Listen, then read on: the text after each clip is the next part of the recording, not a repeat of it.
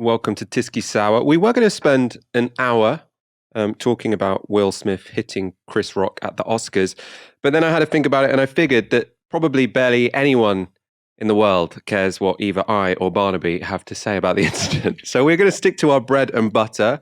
Instead of Chris Rock and Will Smith, we're talking Rishi Sunak, Nadeem Zahawi, Joe Biden, Laura Kuennsberg, issues where, I do hope I can have something informative to add to the conversation. As you'll already be aware from that intro, I'm joined by Barnaby Raine. Barnaby, welcome back to the show. It's a great pleasure to be here, as always, Michael. Thank you so much for having me. And I shall announce that we now have Barnaby on every Monday show covering for Ash until she is back from book leave, which we are super delighted about. I know he always gets amazing feedback in the comments. We do want to know your comments and your questions. You can tweet them on the hashtag TiskySour or put them in the comments. After what many regard as a disastrous spring statement, Rishi Sunak was today up against the Commons Treasury Committee.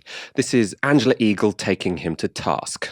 I mean, to sum up then, you've made a political choice to plunge 1.3 million people, including 500,000 children, into absolute poverty. On the figures we have now, that is what you've chosen to do in your spring statement. No, what I've chosen to do is ameliorate, on average, a third of the impact on living standards from forces that are clearly outside of my control, global in nature.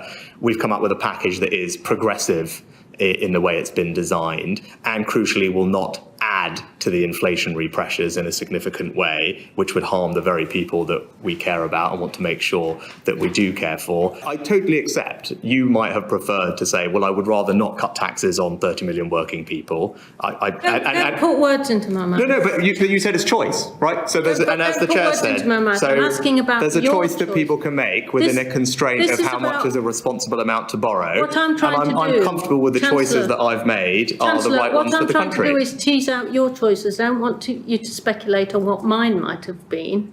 The issue here is that we've got people on fixed rates of income that are going to suffer very, very badly in the next period, whatever happens in October.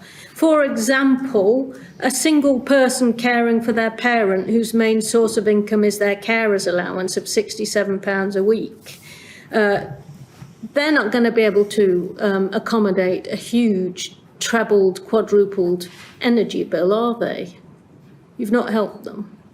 Well, we've announced £9 billion worth of support in February to help people with energy bills. Social security benefits. Well, could I just answer the question? By 12 billion in real terms, a minus 5% real terms cut in welfare and social security benefits doesn't seem the best way of approaching this vicious increase in the cost of living. I'm very mindful of the impact on people in difficult circumstances or on low incomes, which is why I'm pleased that our policies are helping them. So if you take a single mother, for example, who's working full time on the national living wage with in rented accommodation, that mum is going to be £1,600 better off, £1,600 better off as a result of the changes we have made on taxes and national living wage over the last few months and what we've announced last week. So that's putting significant money into the pockets of someone like that, who, of course, I know needs our support. So in that session, Rishi looked smug as ever, though slightly more jaded than usual. And he was telling outright porkies throughout. That's because Rishi Sunak insisted his spring statement was progressive. And while that is the case, if you take his tax policies alone, a full account shows the opposite to be the case. We showed you this graph on Friday. It's still the most instructive and informative one I've seen on the spring statement so far. As you can see in the light blue, the increase in the national insurance rate makes everyone a little bit poorer, but it has a bigger negative impact on the rich. In the green is the effect of raising the national insurance threshold. That makes everyone a little bit richer, but with the smallest effect on the wealthiest. So far, so progressive. But as you can see, this is all absolutely dwarfed for the poorest households by the fact that benefits aren't rising in line with inflation. What Rishi Sunak calls a progressive mini-budget is in fact hitting the poorest hardest. As a result of his policies, households with the lowest incomes will be almost 5% worse off. Sunak's favoured example of the single mum working full-time was also misleading. Yes, tax changes might make her better off, but energy price hikes and general inflation means she might not feel much richer. Barnaby, have you been surprised as to how quickly the wheels are coming off Rishi Sunak? It shows the arrogance, I think, of a certain class of British society, that it seems to the Tory party that Rishi Sunak, a man worth £200 million, can reasonably be expected to be Chancellor of the Exchequer, announcing increased hardship for most people in this country. So I think it's shouldn't be surprising to us that pretty quickly he starts to look out of his depth. Last night, the BBC interviewed a woman who didn't cry as she talked about her freezing cold home, but she did break down when she told the nation about her young son who shivers at night without heating.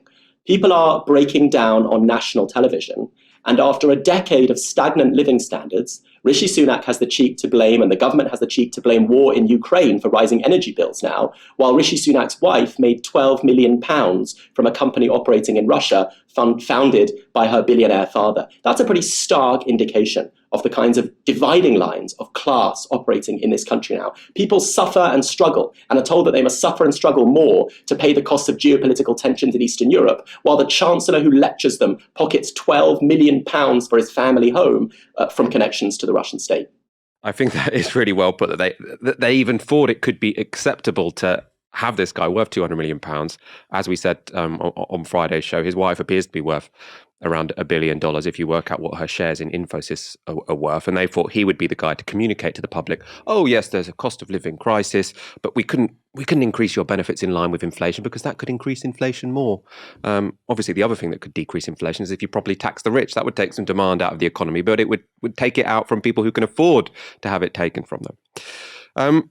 There's apparently also disquiet within the government at Sunak's spring statement. The Sunday Times report Rishi Sunak is now friendless in cabinet, perhaps a little bit overstated, but they also reveal internal research which has shaken senior aides of a high-level meeting with pollster Michael Brooks. They report Brooks outlined Tory internal polling, which showed that in recent days, the public concern over the cost of living crisis had surged, eclipsing the NHS as the number one issue voters care about. Those present say the speech on household incomes has shot up the polling graph by more than 30 points in 6 months, faster than any other issue in recent years. Brooks reported that even the pandemic had not prompted the same public reaction. One ministerial aide said there was a graph showing the number of people for whom it is their number one concern rising from the teens to between 50 and 60%. Another remarked, the cost of living issue is a train about to hit us. The cost of living crisis is indeed a train that's about to hit the Tories, but maybe if Rishi Sunak spoke to more people who were not millionaires, he might have seen it coming a little bit earlier. The Sunday Times also report policy differences are compounded by suspicion among his cabinet colleagues about Sunak's attempts to create a personal brand. Some were delighted when his publicity stunt to illustrate his cut in fuel duty backfired. Sunak, a millionaire who is married to an heiress, borrowed a Kia car from a member of the public so he could be pictured at the pumps, and then presented his can of Coke to the card reader, sparking claims that he did not know how to use contactless payment. We showed you that clip on Friday's show. But it is interesting, it's now getting a write-up in a Murdoch-owned paper. This is, the kind of newspaper, the Sunday Times, that would have been backing Sunak to the hilt. Barnaby, do you think we should read much into Murdoch papers saying something negative about Rishi Sunak? Well, I think they'll be in trouble if they're looking for any individual, and this is often a problem that the right-wing press have in moments of real crisis. If they're looking for any individual who can successfully deliver popularity in a moment of secular crisis, in a moment of rising costs, falling living standards, with no solutions. I don't care that much about Rishi Sunak as an individual. He's an empty suit. One banker is as good as any other. He knows who he represents. In the last 5 years, the big 6 energy firms have made more than £7 billion in profit. So that's contemporary British capitalism. A natural monopoly is sold off in the name of the free market so that we all go from owners of our energy supply to supplicants. A few people stuff their wallets and the rest of us are ordered to pick up the tab while their mates in government laugh with them all the way to the bank. We pay sky-high energy bills while a few people make profit and their friends are government ministers. Whether it's Rishi Sunak or someone else, that would be the story. And maybe Rupert Murdoch wants someone they think will be more compelling. But It's the same set of policies. And it's not a joke. I've got a friend who works for Uber who sits in his hat and coat and gloves indoors, shaking with cold, and budgets every penny for a few hours of warmth from energy companies who then laugh all the way to the bank. And Rishi Sunak tells him to make sacrifices because Ukraine has been invaded, then goes home to his mansion funded by Russian cash. The whole society is sick. And I don't care much whether it's Rishi Sunak or some other politician. He may have had his moment in the sun, his moment of popularity, doling out some cash in a pandemic. Now it's back to their real values, punishing the poor to ensure that their rich friends make £7 billion of profit. The only way to avoid further catastrophic loss of life in Ukraine is for some kind of negotiated settlement. That means world leaders should be trying to lower the heat instead of raising it. But Joe Biden this weekend didn't appear to have gotten that message. So in this hour, let the words of Pope John Paul burn as brightly today. Never, ever give up hope. Never doubt. Never tire. Never become discouraged. Be not afraid.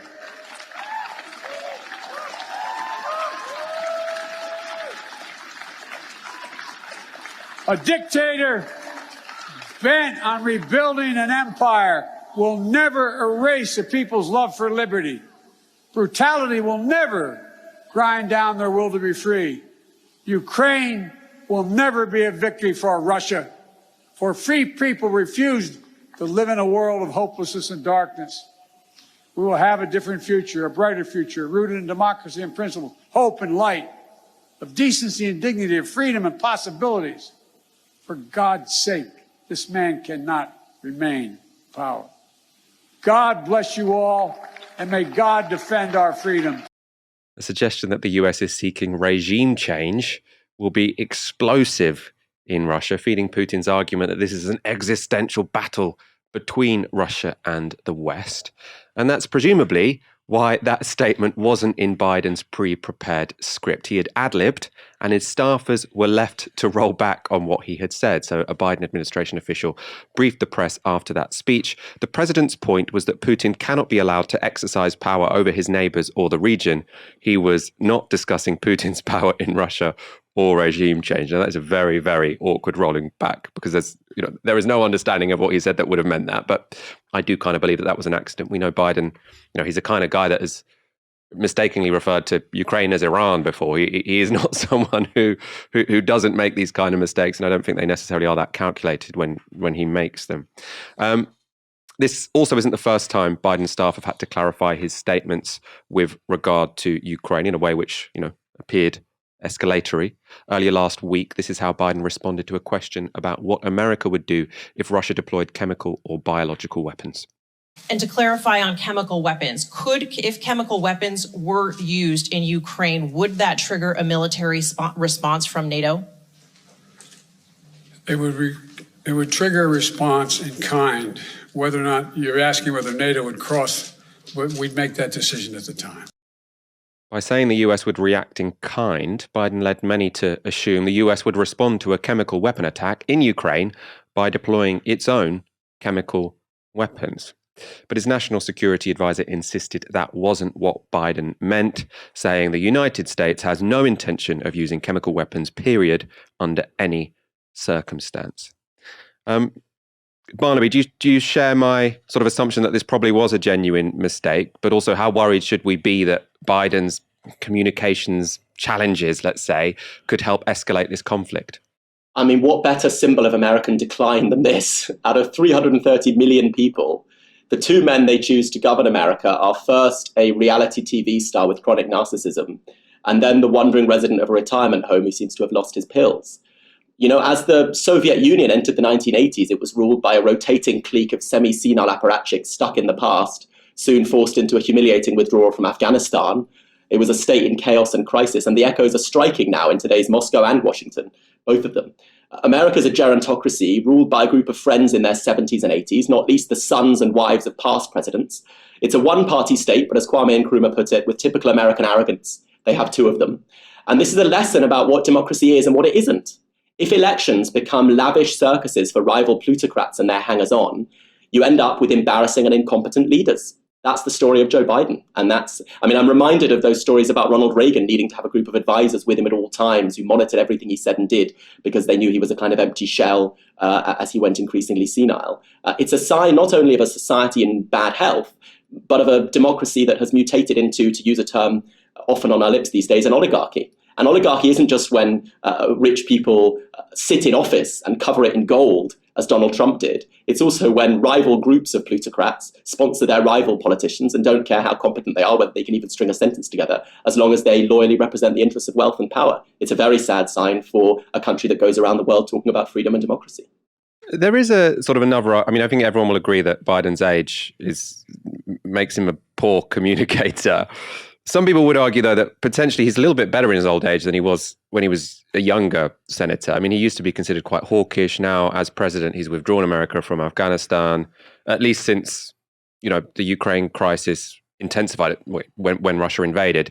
He doesn't seem to have been trying to consciously escalate.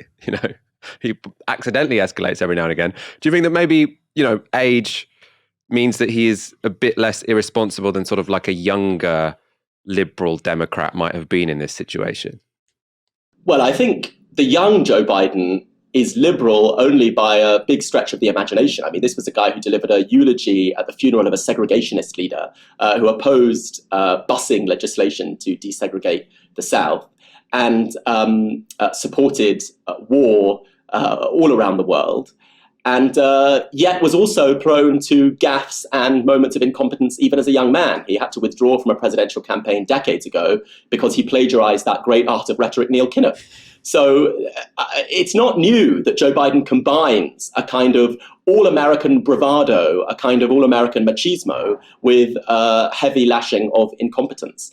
As I say, I think that's why he's a useful idiot for the kind of wealthy interests in American politics that line up behind rival Democrats and Republicans each election cycle. In fact, many of the biggest corporations give handy donations to both Democrats and Republicans. He manages to be both incompetent and, as commander-in-chief of the world's biggest imperial power, dangerous. But unfortunately, that's been true of every American president I can think of. I'd speak, by calling him a liberal, I think the liberal interventionists around him, some of them seem a little bit more gung-ho when it comes to things like no-fly zones than he does, especially people in, certain think tanks in Washington and obviously sort of in the corporate press. In 4 car crash interviews, Education Secretary Nadhim Zahawi has been repeatedly schooled.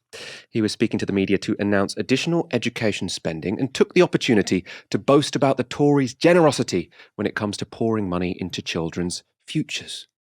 But no one was buying it. Let's start with Sophie Ridge on Sky News. The schools have struggled, haven't they, with years of effectively underfunding. I just want to show this graph that I think we should be able to bring up now. This is the funding gap between state and private schools since the Conservatives entered power. You can see the change of funding, the change of per pupil funding. So you can see there, the blue line is private schools. That's the fees that parents pay per pupil in private schools. The red line is state school spending per pupil, and this is the change per pupil. The dotted line, 2010, when the Conservatives entered power. If you're a parent looking at this, what do you think you would conclude about how the Conservatives prioritise state school pupils? So you'll remember in 2008-9, that was the financial crash and the crisis that led to us having to tighten our belts and, of course, try and get the economy back on its feet. Thank goodness we managed to do that, because then we got the pandemic, where we've had to spend 400 billion making sure that people's jobs are protected and, of course, businesses are protected. But if you look at the settlement I've just got, is an additional 7 billion by 2024-25. Much of it front-loaded, by the way. So 4 billion of that comes early. It's effectively restoring per pupil funding to 2010 levels. You've got a lost decade, haven't you, effectively, of growth in funding for comprehensive schools and state school pupils. But also, as I just explained, we had to get through the financial crisis. On the backs of collapsed. State school pupil funding. That was well put by Sophie Ridge. It's true, we did have a financial crisis in 2008. Any government would have had to deal with that in some shape or form. But it was a political decision to do so on the backs of state school pupils. Let's get the graph up that Sky News showed there.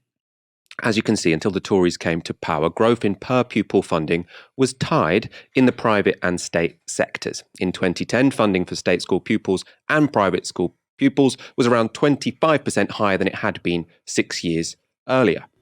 Then, in 2010, when the coalition comes to power, state spending per pupil plummets. Meanwhile, spending for private school students continues to rise.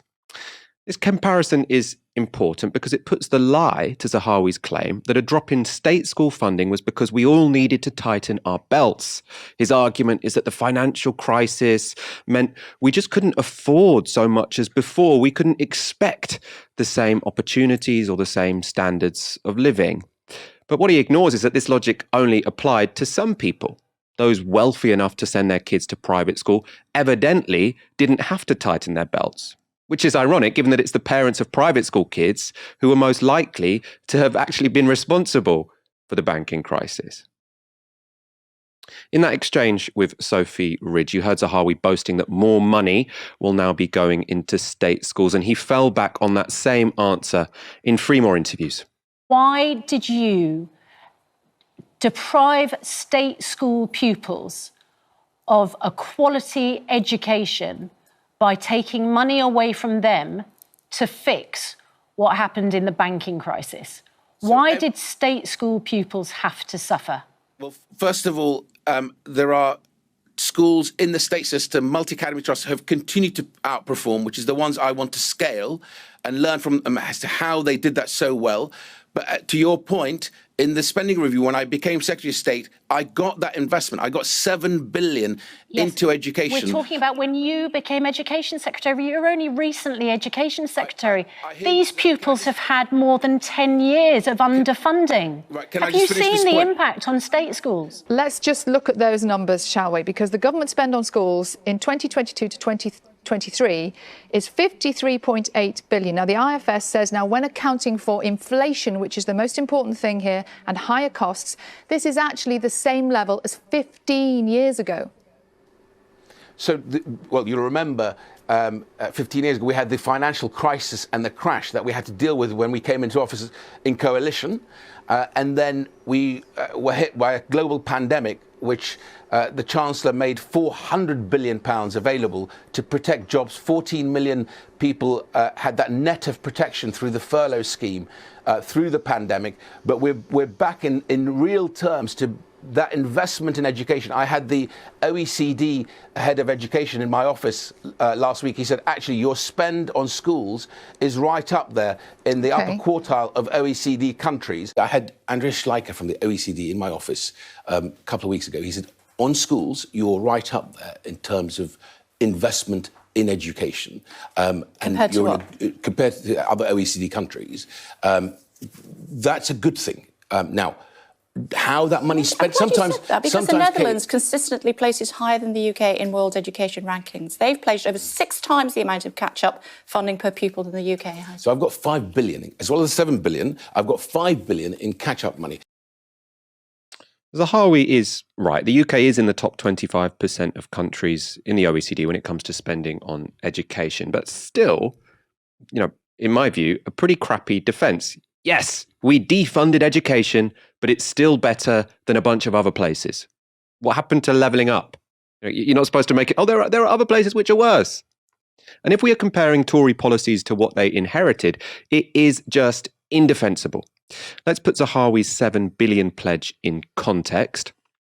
The Institute for Fiscal Studies show all that this money will do is get school funding back to where it was in 2010. 15 years later, you can see on this chart there's a long way to go to reverse the 9% cuts the Tories imposed on education. Millions of children will have started and completed their education entirely within the context of Tory austerity. What's more, wherever cuts took place, they hit the poorest the hardest. Here's another graph from the IFS. Spending on state secondary school pupils fell everywhere, but it fell most dramatically for the poorest pupils. Between 2009 and 2019, the lowest income group saw funding drop by a massive 14%. And one last graph, just to show you how they're doing things differently in other parts of the UK. Scotland stands out here. While England, Wales and Northern Ireland have all seen funding fall relative to 2009 levels, in Scotland it has recovered, which could explain, one reason why the SNP might be so consistently popular. So that's a general overview of core funding on education since the Tories came to power. There is also now the specific issue of helping kids catch up after missed school during the pandemic. Here, you heard again, Nadeem Zahawi boast £5 billion will be going towards the Pandemic Recovery Fund. And that might sound like a lot, but it happens to be 10 billion short of what their own catch-ups are said would be necessary to make up for education lost so far during COVID. He resigned, that catch-up czar, when the government refused to consider his suggested figure.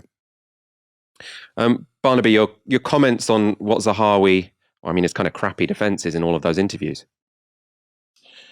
Well, if it iterates a kind of arrogance to put Rishi Sunak with his hundreds of millions of pounds into office to lecture the rest of us about tightening our belts, there's a more general pattern here where the Tories routinely have independent advice which tells them that they're doing things dreadfully wrong. It's happened to Boris Johnson, it's happened to Nadeem Zahawi, and then they sack or ignore the independent advisors, or the independent advisors resign and say they can't do their jobs. In, I think it was 2012, Michael Gove, as Education Secretary, cancelled Building Schools for the Future, a plan to build more than 700 schools which had leaking roofs and crowded classrooms. Years later, Gove said he regretted cancelling it and just moved on.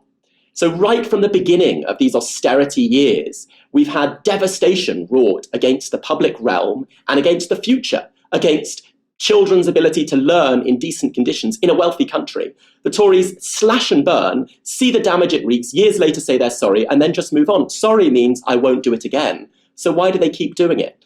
It shows a total ignorance, I think, about the long-term damage they're doing to this country. Children deprived of funding young, higher education then being strangled with massive pay cuts driving talent away from the sector. And then they swoop in with academisation, handing schools over from the public to unelected and unaccountable bosses. So at every stage, from primary schools with their funding depleted, to secondary schools handed over to unaccountable academies, to universities in deep crisis as pay and pensions are cut for their lecturers. At every stage of education, we have a desperate crisis and we're going to slip down all kinds of league tables. And it's because of totally avoidable decisions taken by politicians. Of course, these are not the schools where politicians send their own children.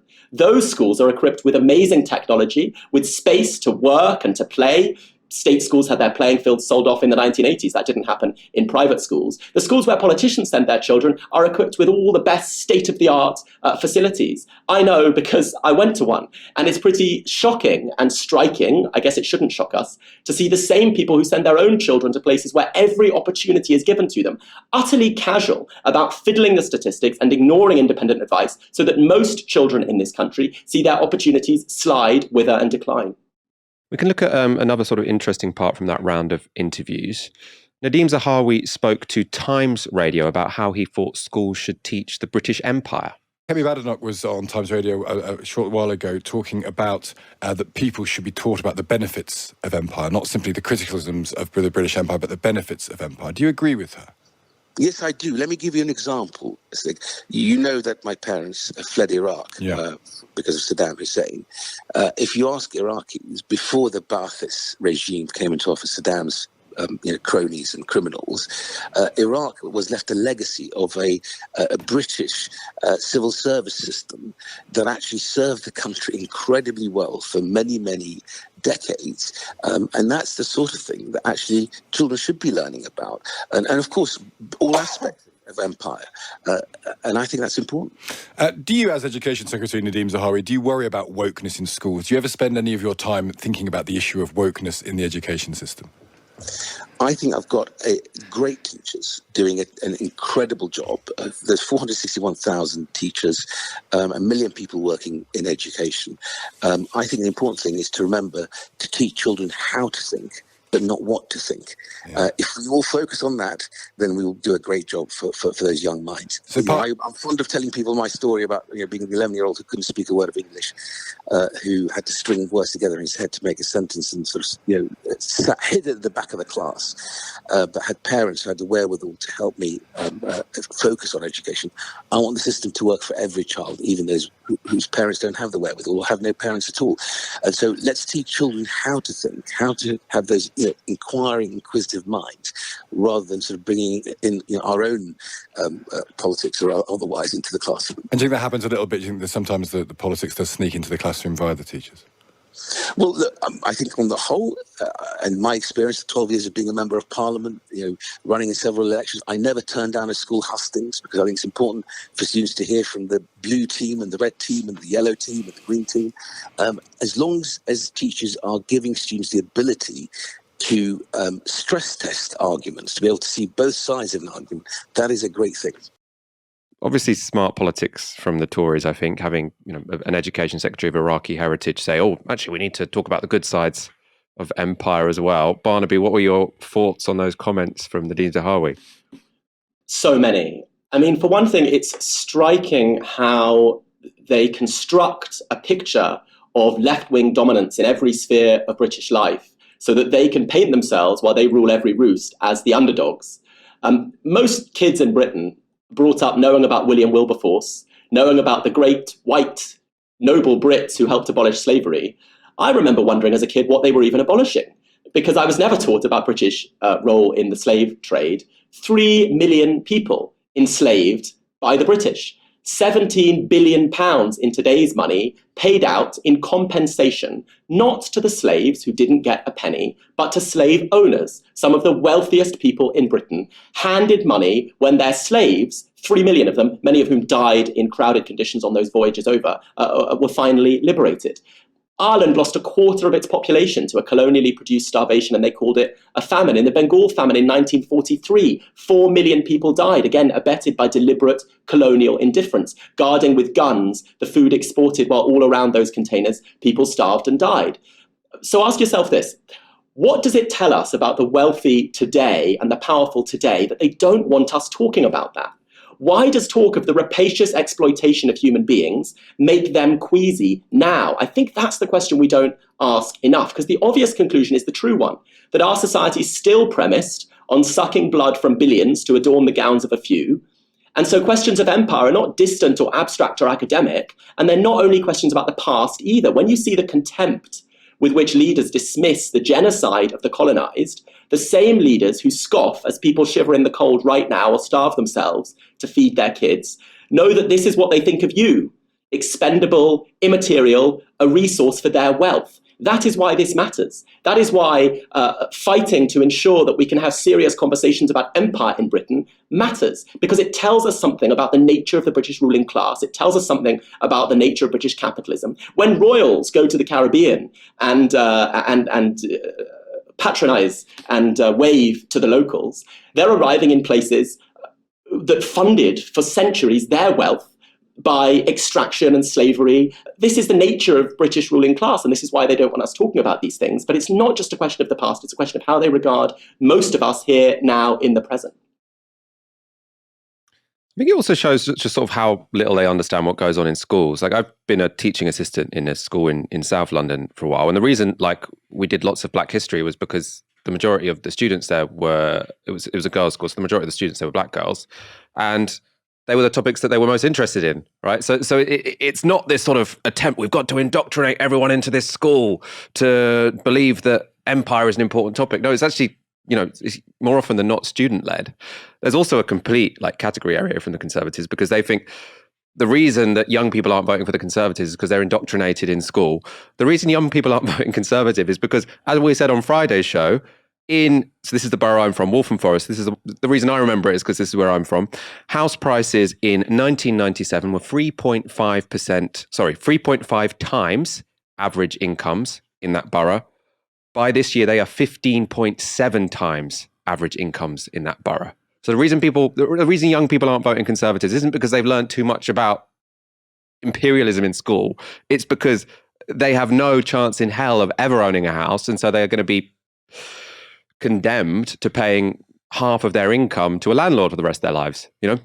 Maybe that's the problem you need to sort out if you want young people to vote Conservative. Or maybe the issue here actually has nothing to do with young people whatsoever, and what this is about is virtue signalling to the older voters who you think might have a financial interest in voting for the Conservatives. I think that's probably what's going on here. This has nothing to do with children one way or the other.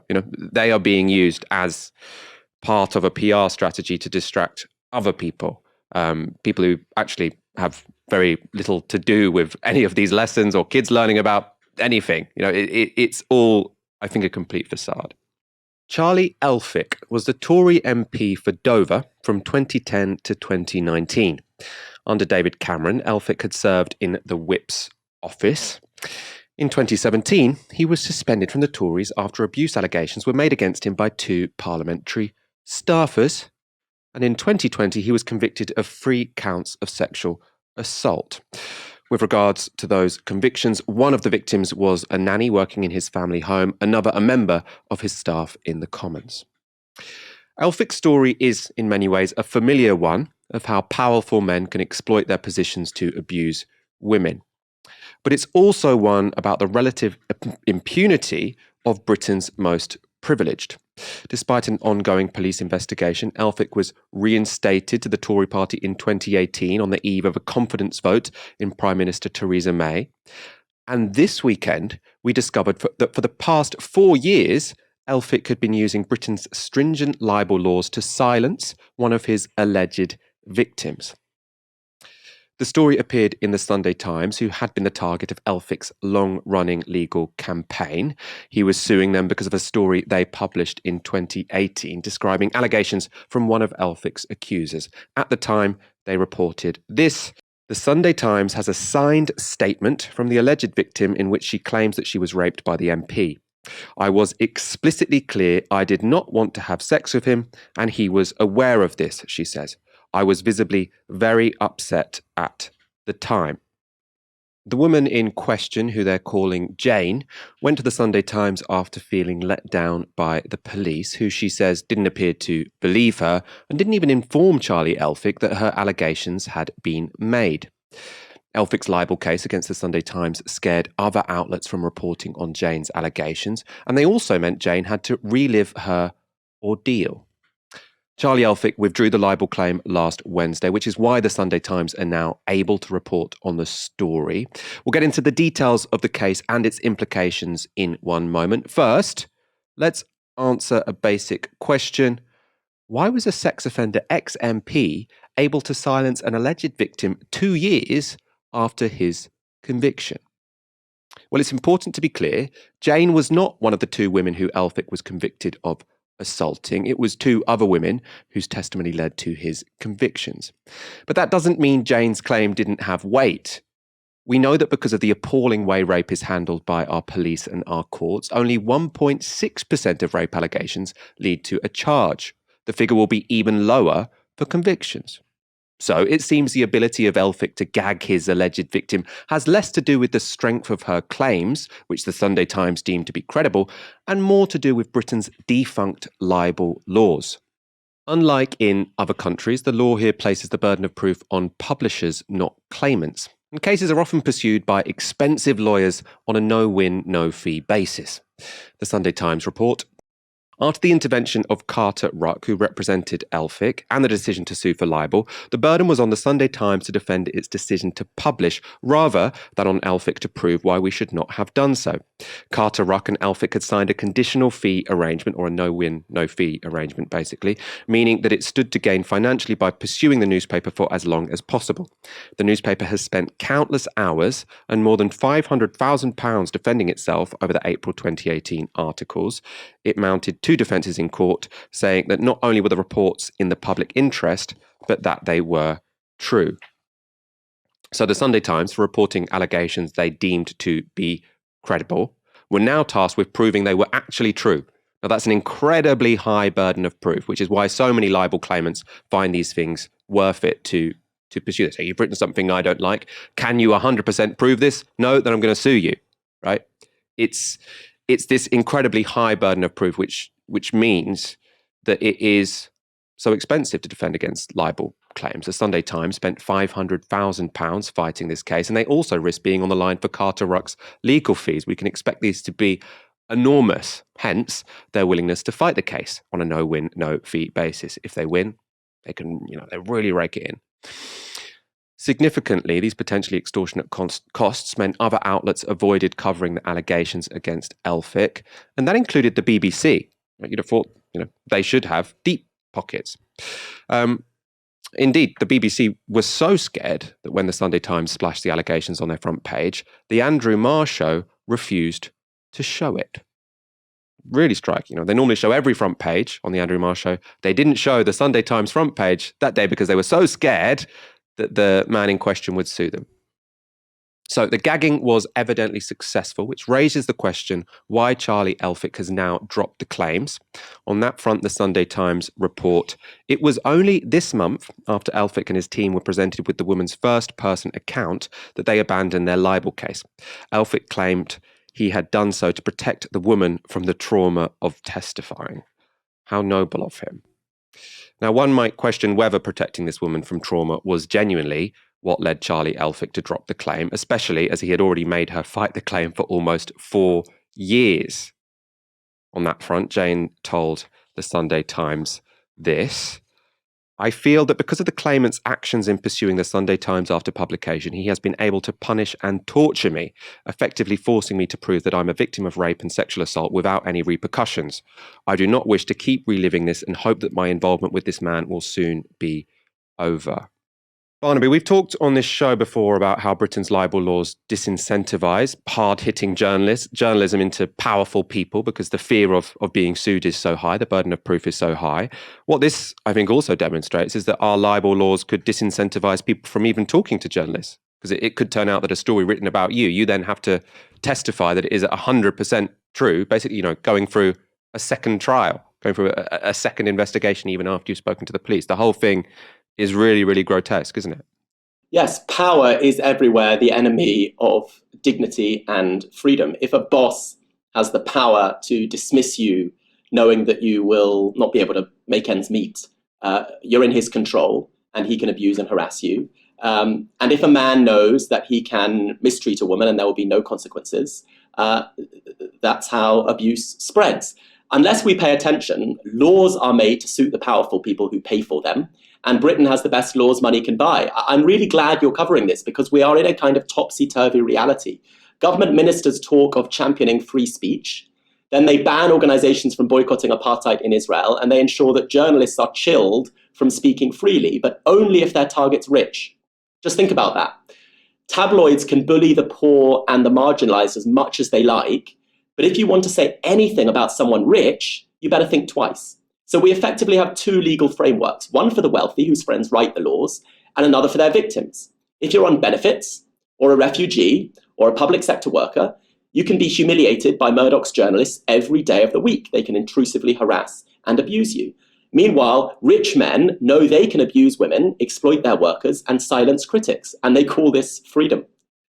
It's remarkable as well. Even the BBC was scared to show a front page that someone else had ran with. And this is the BBC, they've got deep pockets. How is, anyone else supposed to be able to hold the powerful to account? We spoke on a previous show how Laura Murray's completely, to my mind, reasonable tweet about Rachel Riley, which even the judge admitted or accepted, I should say, was a reasonable interpretation of what she had said. Even that meant that she, is potentially on the line for £1 million in legal fees. There's no limit to this. Libel laws don't work in the same way that other criminal laws do, because you can't get legal aid. There doesn't seem to be any limit whatsoever in terms of what the cost will be that you have to pay these incredibly expensive lawyers who are basically, to my mind, playing a pretty parasitic role here. The other grotesque angle to this story concerns how implicated the Conservatives more generally are. As I've already explained, Charlie Elphick had the whip restored in 2018. That was before Theresa May's confidence vote. They didn't give an explanation, by the way. It was withdrawn again in 2019 when he was charged. But guess who replaced him as the Tory candidate for Dover? His wife. Natalie Elphick has flip-flopped on support for Charlie. She supported him throughout the trial, but then tweeted the marriage was over after his conviction. She then went on to announce she would in fact support his appeal. In 2021, a year after Charlie's conviction, Natalie Elphick would tell The Sun, Charlie is charming, wealthy, charismatic and successful, attractive and attracted to women. All things that in today's climate made him an easy target for dirty politics and false allegations. She also told The Sun, "It was obvious to me from reading the evidence during lockdown that the criminal allegations against him were complete nonsense, and I still believe they are." Elphick was paid £25,000, by the way, by The Sun for 2 other tell-all articles in 2020. She's not just a backbench MP, she's a vice chair of the Conservative Party.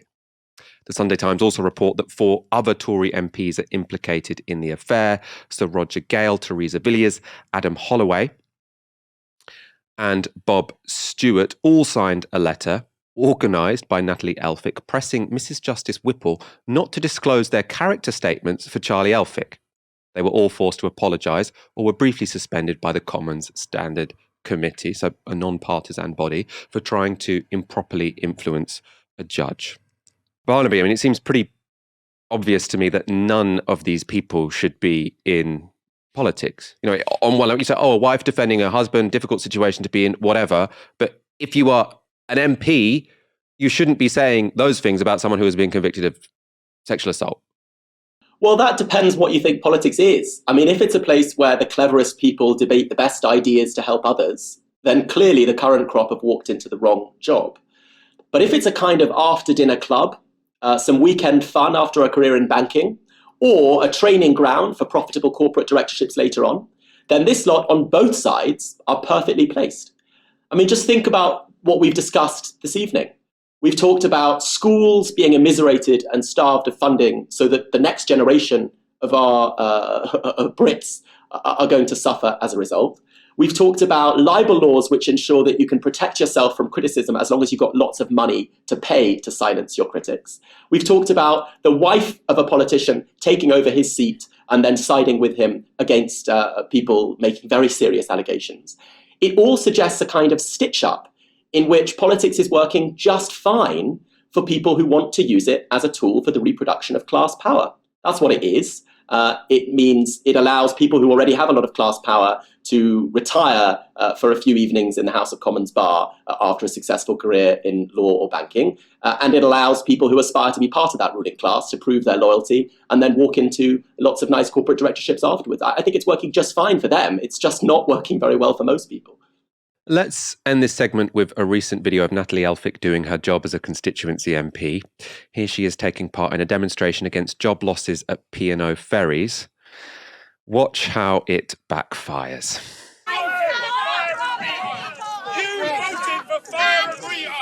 You voted for fire and rehire! You voted for fire and rehire! Shame on you! Shame on you! Shame on you! Shame on you! Shame on you! Shame on you! Shame on you! Shame on you! Shame on you! I will be marching for the jobs in Dover, for the people of Dover, and for the disgusting behaviour of P&O and Diggy World. The steel workers, the coal miners, the shipbuilders, everybody. I am here for the people of Dover. No, you're not. You're here. That is the standard of the current crop of Tory MPs. Vice chair of the Conservative Party. She's chanting, shame on you, thinking that she's joining in a chant against the bosses of P&O ferries. Then she realises that they're saying shame on you about her because she voted against a Labour proposal to ban fire and rehire. So she's saying, shame on you, shame on... And then she realised, oh, crap. They're saying shame on me about me. I have absolutely no sympathy for her in any way whatsoever. I cannot find a single grain of sympathy for that woman. All solidarity to the protesters there. And to, I don't normally say it, but to the Sunday Times for fighting this libel battle, and to the woman who was involved in giving that testimony to the Sunday Times. Laura Kuennsberg has been announced as Andrew Marr's replacement as host of the BBC's flagship Sunday morning politics show. On the announcement, she said, I'm extremely happy to say that I'll be in the BBC Politics chair on Sunday mornings from September. It's a genuine honour and real thrill to be working with an amazing team on the show. Can't wait to get started. Journalists and politicians alike have been congratulating Kuennsberg, But there haven't been too many words of encouragement from the left. That's largely because Kuennsberg was viewed as being consistently biased against Jeremy Corbyn for the 5 years he was leader of the Labour Party. Some examples. In 2016, she edited an interview to make it seem as if Corbyn would be opposed to shooting terrorists taking part in a Paris-style attack. After a complaint, the BBC Trust would judge the report was inaccurate. In the 2019 general election, she tweeted, "So, Matt Hancock was dispatched to Leeds General to try sort out this mess. Hearing Labour activists scrambled to go and protest and it turned nasty when they arrived. One of them punched Hancock's advisor." Video footage would show the event didn't happen, completely made up. You see that classic Laura line, hearing Labour activists, hearing, I'm told there's someone WhatsApp me this and I'm going to now just project it to the public. There were other examples of bias when she consistently treated any row involving Corbyn's Labour more seriously than anything involving the Tories. Tweeting a story about the former Tory chair calling her party Islamophobic, Kuennsberg felt it worth being clear. This is on different political scale, but Tories also have a problem here. She is presumably oblivious to how the country's most influential political journalists might impact what stories do and don't become politically significant. You'll note there, what I think is super important and super characteristic of the way she has reported, is she says this is on a different political scale. You know, she's not talking about the facts of the matter. Maybe Islamophobia is just as outrageous in the Tory party as anti-Semitism is in the Labour Party, but this is on a different political scale. You know, so she's not intervening in politics. She's just commenting on it. And if everyone is rallying against Corbyn, she's happy to join in. The Corbyn bashing would, of course, continue even after he stood down as leader. When Starmer was elected, she tweeted, "It's not healthy in our political system to have a government without effective opposition. It makes the compass wonky. Starmer has a massive task to get the party to start working in that way again, actually to make it function in a way that's anything like normal." But a return to politics as usual has not made Kuennsberg more willing to criticise the government or play the traditional journalist role of holding them to account. Just last week, this was her preview of Rishi Sunak's disastrous spring statement. So she tweeted, "Sunak munched on pizza at final run-through of his spring statement speech tonight, but just one slice, and maybe not much appetite for big moves tomorrow." Real hard-hitting stuff there from the BBC political editor. We should, of course, be clear, though, before people say, why are you always targeting Laura Kuennsberg? There are other journalists out there. There are other journalists out there, and obsequiousness isn't unique to Laura Kuennsberg. This is the man who she will replace. I think this does one thing. It draws a line under what had been before this war a period of when a faint air of pointlessness almost was hanging over Downing Street. There was all these slightly tawdry arguments and scandals. That is now history. Mr. Blair is well aware that all his critics out there in the party and beyond aren't going to thank him because they're only human for being right when they've been wrong. And he knows that there might be trouble ahead, as I've said. But I think this is a very, very important moment for him. It gives him a new freedom and a new self-confidence. He confronted many critics. I don't think anybody after this is going to be able to say of Tony Blair that he's somebody who is driven by the drift of public opinion or focus groups or opinion polls. He took all of those on. He said that they would be able to take Baghdad without a bloodbath and that in the end the Iraqis would be celebrating. And on both of those points, he has been proved conclusively right, and it would be entirely ungracious, even for his critics, not to acknowledge that tonight he stands as a larger man and a stronger Prime Minister as a result. Andrew, many thanks. I've watched that clip now so many times. I watch it all the time, and every time it still completely blows my mind, especially just the way it ends. No one could possibly argue he does not stand a bigger Prime Minister, a more powerful Prime Minister after this. And then, obviously he thought that was over.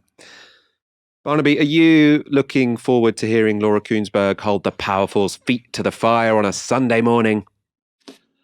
I'm so glad you played that clip of Andrew Marr, because I remember the moment that Andrew Marr interviewed Noam Chomsky, And Marr was in a kind of confusion about Chomsky's claim that the media in a supposedly free society has a propagandistic role. And Marr said to Chomsky, "Are you really saying that I'm self-censoring, that I don't believe the things I say?" And Chomsky said to him, "No, I think you believe everything you say. It's just if you believed anything else, you wouldn't be sat here now."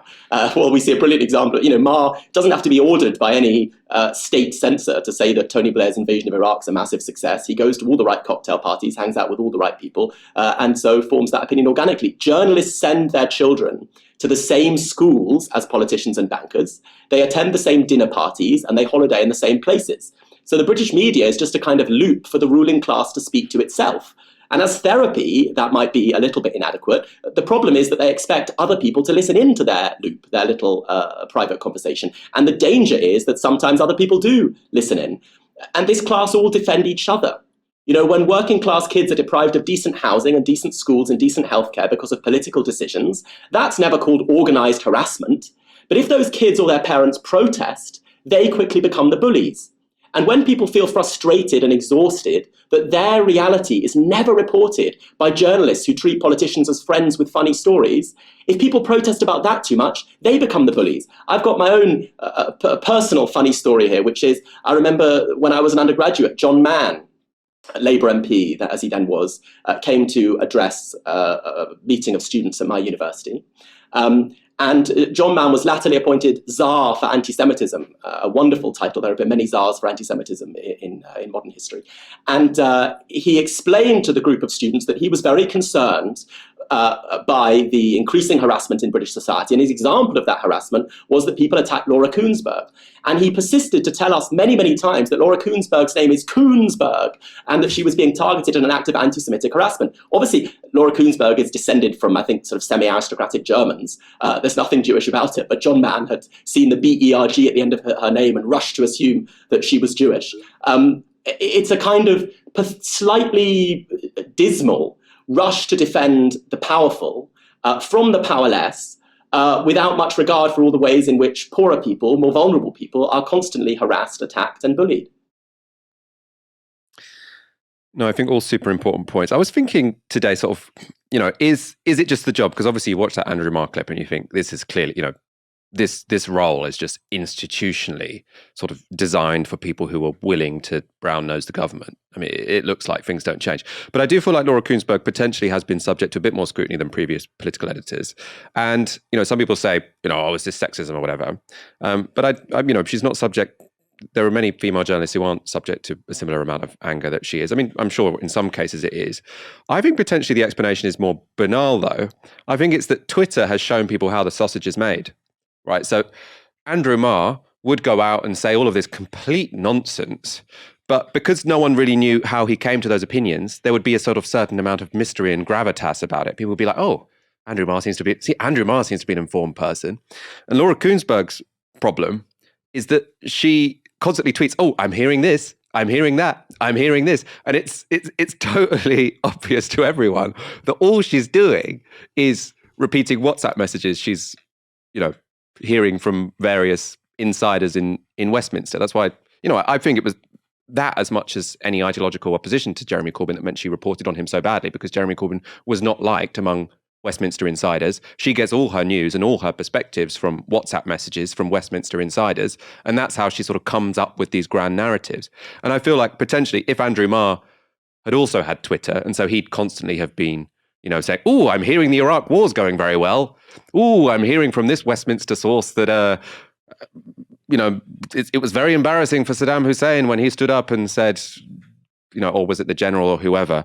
I think if we'd known how the sausage was made during the Iraq war, Andrew Marr would have been as ridiculed as Laura Kuennsberg is. So potentially, maybe we should have some gratitude to her for showing how the sausage is made and how banal all of this is, and how the job as BBC political editor has very, very little whatsoever to do with journalism. It's about translating the stories you're told on WhatsApp by powerful people to a mass audience, which potentially she does quite well. People say, "Oh, Laura Kuennsberg, she's very, very good at her job because she can string a story together," but all she's doing is making what powerful people are telling her digestible for a general audience, which I really think we need to completely reconceive what a political editor should be and should do. It shouldn't just be someone who translates what powerful people tell them. And that seems to me what the BBC political editor role is, whoever takes it. Barnaby, lots of love for you in the comments there. People are very excited you're going to be covering for Ash until she's back from book leave. I suppose final comments. Are you Team Will or Team Chris Rock? I think what the world needs badly is two white men giving their opinions about this saga. I am both confident that women can defend themselves without needing men to go and smack other people for them, and also think that as the scale of violence in the world that we're currently enveloped in, this is very, very small in that scale of violence, and people getting outraged about it should perhaps better direct their outrage elsewhere. Yeah. I think I tend towards Team Will. I think it was a nasty joke about someone who's, has a health problem, essentially. And the slap wasn't that bad. I mean, if he'd knocked him out, yeah, that would have been probably, more of a problem. But you slap a guy for telling a terrible joke. I don't endorse it. Obviously, you're not supposed to do that. But also I have a sneaky suspicion it is staged, because the Oscars, terrible ratings. And I just think you could not have prepared a better drama, like a better sequence of events to sort of cause controversy, to spark discourse. And I feel like something that perfect doesn't always happen organically. Obviously, this is just a suspicion. Maybe we'll come back to it on a future show. Probably we won't. Barnaby? Does this mean I have to worry that if your ratings fall, you'll start hitting me and other people in the studio? Is this your thinking about how to get ratings up? It's terrifying, Michael.